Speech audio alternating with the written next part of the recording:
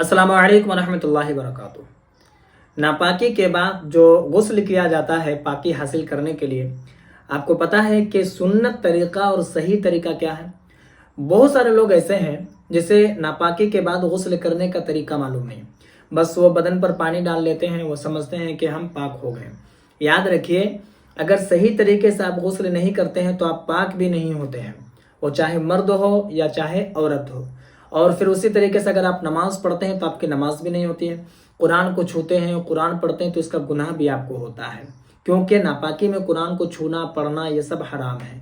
तो आज मैं आप लोगों को बिल्कुल सही तरीका और सुन्नत तरीका बताने जा रहा हूँ कि नापाकी के बाद पाकी हासिल करने का क्या तरीका है, वो चाहे मर्द हो चाहे औरत हो। ठीक है, तो देखिए, सबसे पहले काम जो करना है आपको कि अगर आपका कपड़ा नापाक है, यानी कि कपड़े में निजासत लगी हुई है, तो उस कपड़े को आप धो लीजिए, यानी कि पाक कर लीजिए। ठीक है, उसके बाद अगर आपको इस्तिंजा वगैरह लगा हो तो आप इस्तिंजा वगैरह से फारिग हो जाइए, यानी कि इस्तिंजा कर लीजिए। ठीक है, उसके बाद जो आपको पहला काम करना है वो आपको गुस्ल की नियत करना है। गुस्ल की नियत यानी कि गुस्ल करने जा रहे हैं।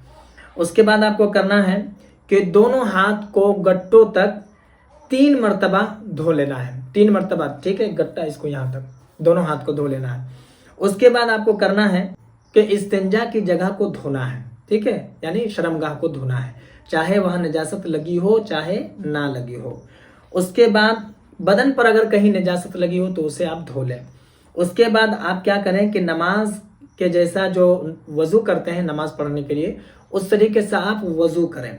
अगर आप बराबर ज़मीन पर बैठे हैं तो पैर धोने की ज़रूरत नहीं है, और अगर आप ऊंची जगह पर बैठे हैं तो आप पैर भी धो लें। ठीक है, उसके बाद आपको करना है कि आप दाएं कंधे पर पानी बहाएं, फिर बाएं कंधे पर पानी बहाएं, फिर पूरे बदन पर सर से पानी बहाएं। ठीक है, इतना तक हो गया। अब आपको क्या करना है इसको आप सुनिए। उसके बाद आपको करना है कि पूरे बदन को इस तरीके से मलना है। ठीक है, इस तरीके से, ताकि बदन का कोई भी हिस्सा सूखा ना रह जाए। पूरे बदन को अच्छे तरीके से मल लेना है। और औरतें खास करके गुस्ल के वक्त ये ध्यान रखें कि जैसे नाक में पहनी है, कान में पहनी है, जो सुराख वगैरह है, तो उसको भी अच्छे से पानी पहुंचाए। ये बहुत ज़रूरी है। लोग बहुत इस पे एहतियात नहीं कर पाते। अंगूठी वगैरह पहनी है, चूड़ी वगैरह पहनी है, जेवर वगैरह, तमाम तर चीज़ों को बिल्कुल घसका करके अलग करके जो है पानी बहाना है। ठीक है, और गुस्ल के जो फ़राइज़ है, ये 3 फ़राइज़ है कि मुंह में पानी लेकर कुली करना, बिल्कुल गोशे गोशे तक पानी चला जाए। अगर रोज़े की हालत में नहीं है तो आप गरारा भी कर लेंगे। ठीक है, नंबर 2 क्या है कि नाक में नरम हड्डी तक पानी चढ़ाना 3 मरतबा। और लास्ट वाला जो है नंबर 3, वो पूरे बदन पर पानी बहाना, और इसी तरीके से बहाना है जो कि बदन का कोई भी हिस्सा सूखा ना रह जाए। इसलिए कहा गया कि आप अच्छे से जब मलेंगे, पानी को लेकर के अच्छे तरीके से जब मल लेंगे तो बदन का कोई भी हिस्सा सूखा नहीं रहेगा। ठीक है, यहाँ पर एक बात और बता देता हूँ कि अगर ऐसी जगह आप नहा रहे हैं जहाँ कोई आता जाता नहीं हो, बिल्कुल पर्दे का एहतमाम किया गया है, पर्दे का ख्याल रखा जाता है, तो वहाँ पर आप बगैर कपड़े के भी चाहे तो गुस्ल कर सकते हैं।